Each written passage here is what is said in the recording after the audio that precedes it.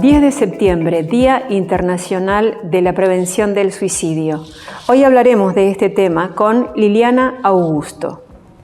Liliana es técnica universitaria en prevención y asistencia de adicciones, mediadora en el ámbito educativo, suicidóloga, coordinadora del programa Metamorfosis de la Fundación Manos Unidas por la Paz y también directora del Instituto de Investigación y Capacitación en Adicciones y Vulnerabilidades Psicosociales. Liliana, Día Internacional de la Prevención del Suicidio, un tema tabú, diría. Hay muchos mitos sobre si hablar o no hablar del suicidio. Hoy hemos decidido hacerlo, por eso te hemos invitado a Hablemos de Salud, este espacio de la Cámara de Diputados. Contanos, ¿qué es el comportamiento suicida?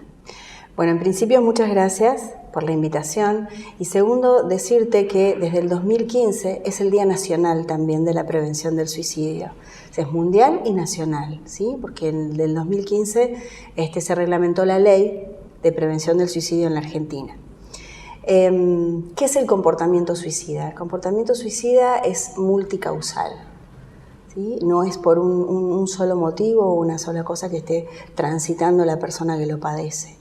El suicidio tiene 7 fases y puede iniciarse en la adolescencia o en la niñez y llevarse a cabo el acto en la adultez, ¿sí? No es que de un día para el otro la persona decide quitarse la vida.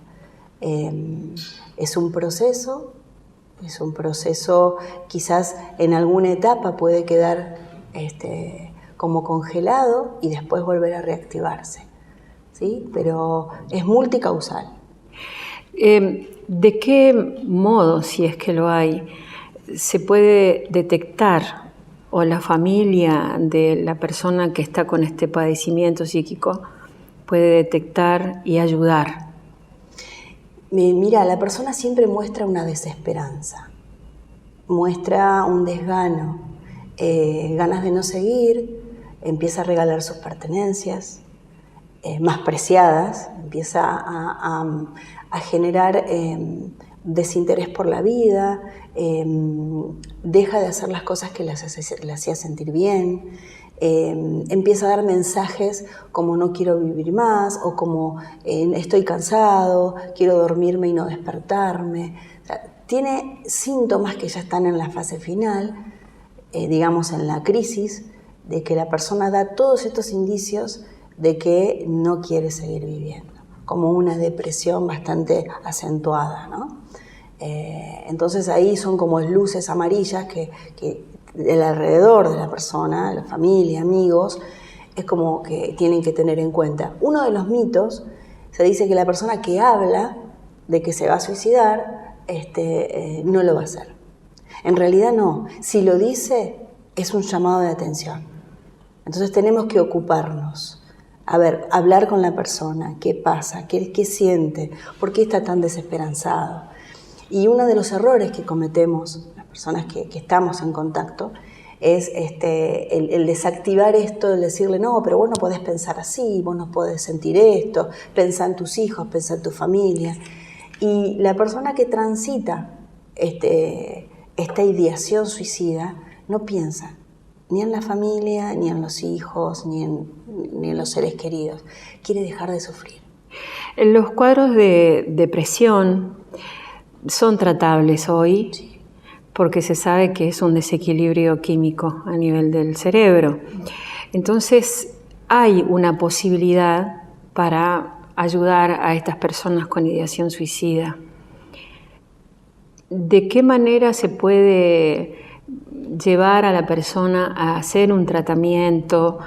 ¿Qué hay que poner a su disposición? ¿Cómo tiene que actuar la familia? En principio, estos llamados de atención, hacerles caso, ¿no? No como minimizar esto que dicen de la desesperanza en la vida. Hay personas que están especializadas en suicidio, profesionales, y yo creo que sería importantísimo, primero, el accionar de la familia, el hablarle, el escucharlo. Lo que tenemos que aprender es a activar la escucha activa.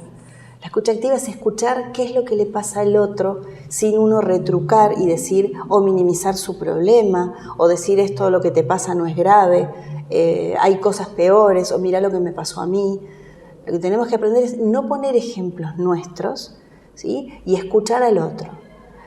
Escuchándolo, respetando sus silencios, respetando sus llantos, que a veces al otro resulta incómodo, ¿no? Uno quiere sacarlo de ese momento de angustia, hay que respetar y enseguida buscar ayuda. Buscar ayuda a personas especializadas. Lo que quiero dejar en claro es que el suicidio es prevenible. Se puede prevenir el suicidio. Entonces, trabajando dentro de las diferentes etapas, tiene diferentes tratamientos, porque si una persona, la primera etapa del proceso suicida es el problema, si uno detecta que esta persona tiene problemas que no soluciona, problemas diarios, cotidianos, que no los resuelve, tenemos una intervención más fácil. Ahora, si estamos en un proceso de ideación donde ya se sabe el cómo, el cuándo y en dónde lo va a hacer, es una intervención mucho más compleja, pero no quiere decir que no se pueda hacer. Pero dejar en claro que el suicidio es prevenible. Es decir, el suicidio no se provoca por impulso.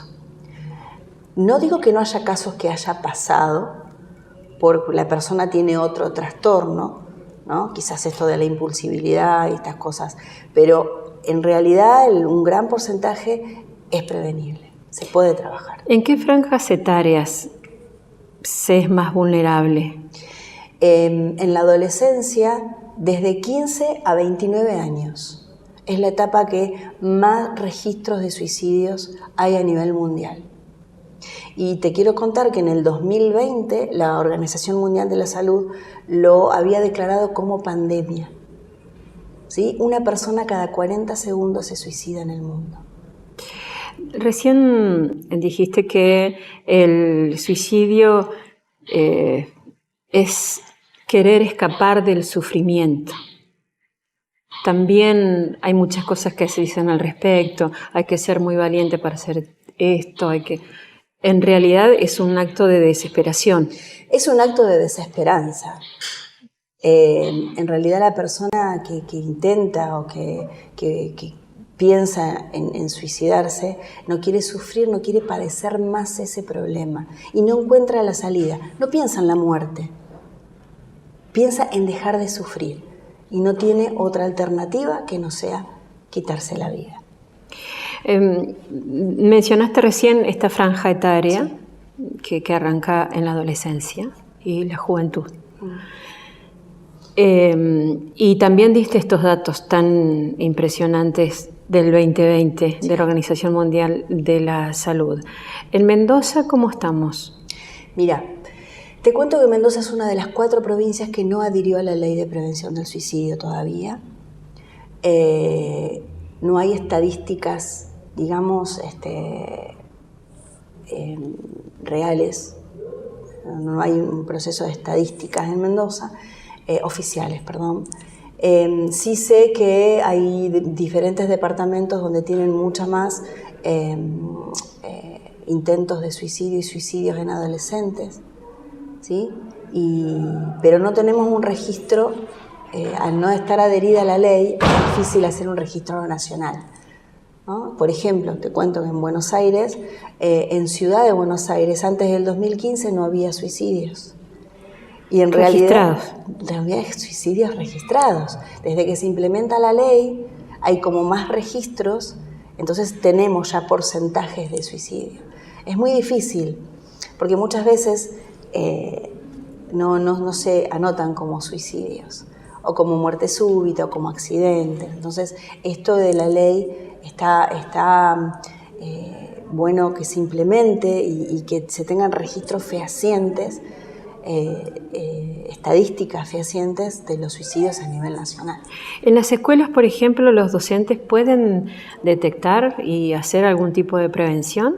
Sí, hay muchas escuelas donde implementan, yo tengo un programa que se llama Programa Escuelas y trabajamos todo lo que es adicciones, autolesiones y suicidios, porque dentro de de la rama, digamos, del suicidio, tenemos las autolesiones, que no provocan la muerte, pero sí el lastimarse, ¿no? Y hay diferentes tipos.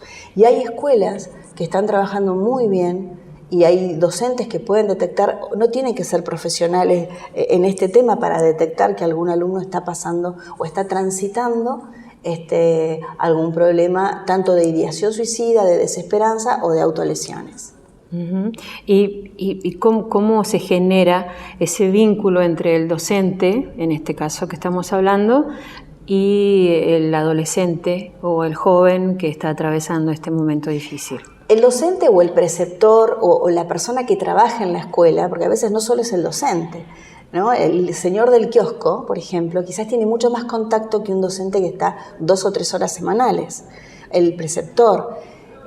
Hay alertas que los adolescentes enseguida como que muestran el tema del bajo rendimiento en la escuela, el no tener ganas de asistir, el alejarse de sus compañeros, el tener quizás mala conducta, ¿no? No lo pueden de alguna forma expresar y lo expresan desde la bronca, desde la desesperanza, y esto es detectable en adolescentes. Uh-huh. ¿Estos síntomas se dan siempre a nivel psíquico nada más o puede ocasionarlo alguna cuestión biológica como alguna enfermedad mental preexistente? Es un factor de riesgo. A ver, y también el tema se dicen que el suicidio es hereditario, ¿no? No, es un factor de riesgo que puede influenciar a la persona a que si algún familiar, algún amigo se ha quitado la vida, tenemos que tenerlo en cuenta como factor de riesgo, que puede llegar. No quiere decir que imite, pero bueno, es algo que tenemos que tener cuidado lo mismo cuando hay personas que consumen algún tipo de sustancias en la familia, que el hijo, el hermano, es como un factor de riesgo que tenemos que tener en cuenta. La persona que está frente a este sentimiento de querer dejar de sufrir, por ahí es renuente a hacer un tratamiento o a charlar con un especialista. ¿Cómo hacemos? Yo creo que todos podemos ayudar sin ser especialistas. Y tratar de convencer o de llevar a esa persona a que sí tenga una atención médica, ¿no? Una atención, porque a veces nosotros hacemos hincapié en la salud, pero no en la salud mental. La salud es importantísima, pero la salud mental también es importante. Entonces, yo creo que entre todos podemos detectar ciertas cosas y si tenemos confianza con la persona, hablarle de la esperanza, hablarle de la vida. Esperanzarlo, decirle que quizás no se va a solucionar el problema como esa persona quiere, pero existen un montón de soluciones. Entonces tenemos que aferrarlo a la vida. El adolescente, por la etapa que transita, suele ser cerrado, entre comillas, no peyorativamente, sino renuente a contar lo que le pasa, expresar lo que está sintiendo, o a veces no sabe o no puede expresarlo con palabras. En este caso sería muy importante la acción familiar, la acción de los padres o de un tío o de un primo. Sí, y compañeros. De contención. Inclusive compañeros. En muchas escuelas cuando damos los talleres, los chicos se nos acercan y nos empiezan a hacer consultas por compañeros que estaban ahí en el curso mientras dábamos el taller. O sea, dan señales, hay que visibilizar. Uno como papá a veces como que engloba y dice, no, esta actitud adolescente de no querer salir de su cuarto o de no querer comer, a uno como papá se da cuenta que hay cosas que no están funcionando. Sí, en esta etapa como que se aíslan, como que quieren estar solos, quieren tener su privacidad, pero yo creo que hay momentos en que los papás se tienen que dar cuenta de que hay señales de que no son tan comunes, ¿no? Las líneas telefónicas que funcionan hoy para ayuda a la persona con ideación suicida, ¿cómo están funcionando? Acá tenemos el CAS, que es el Centro de Atención al Suicida. Bien. Lo que pasa es que nunca alcanza. Necesitamos más intervenciones. Necesitamos que el tema se vea, que se hable. Tenemos que hablar de las cosas, de todo lo que es tabú, de suicidio, de adicciones. Hay que hablar. Así se van a desactivar diferentes mitos. Y si bien se hacen cosas con respecto a la prevención del suicidio, necesitamos más. Necesitamos tener el tema en el tapete, arriba, porque esto sabiendo que es prevenible. ¿Qué mejor trabajar, prevenir que asistir? ¿No? Entonces, a veces los gobiernos, el Estado, tendría que estar como más presente en estas cuestiones, en el tema de la prevención. Muchas gracias, Liliana. Por favor, un gusto.